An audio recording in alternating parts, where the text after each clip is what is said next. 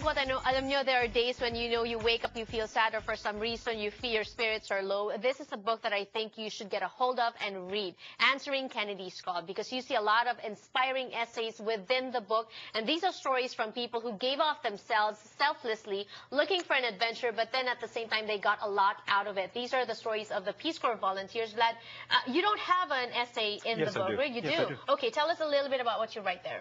Oh, how I was exposed to the 128 and what kind of influences they had on my life. And to this day, I can look back and see how they've impacted me. Right. What is the biggest take from that Peace Corps experience? For me? Yes. A lot of sense of humor. Sense of humor? Yes. Why? They laughed a lot. They were so happy. Who's they, the volunteers? The whole 128 of them. Okay. And there was love for each other. They had respect for each other.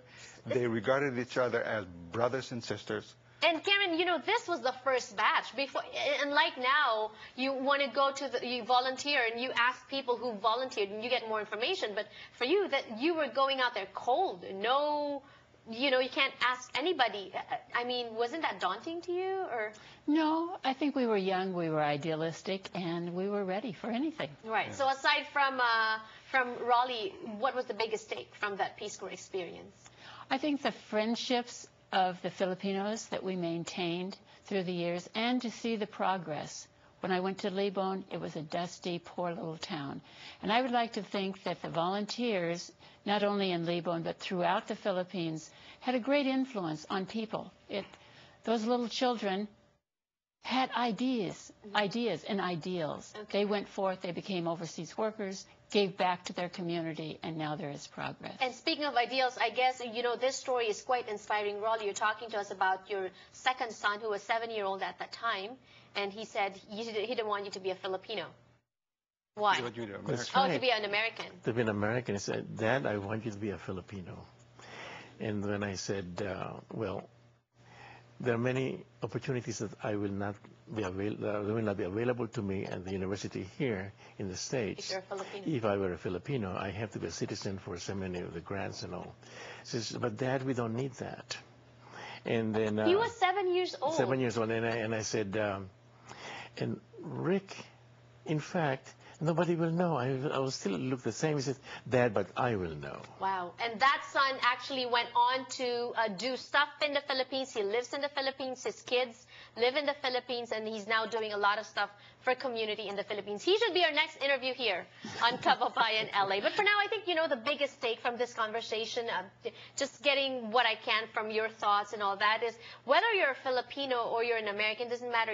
As human beings, we have this responsibility to take care of other people, correct? And when we have this responsibility to take care of other people, then we do that in any way we can, whether sharing, the biggest thing really is that we share our time and we volunteer. May I say something? One of the things I admired most about the volunteers was their adaptability to deprivations that many of us Filipinos were not used to.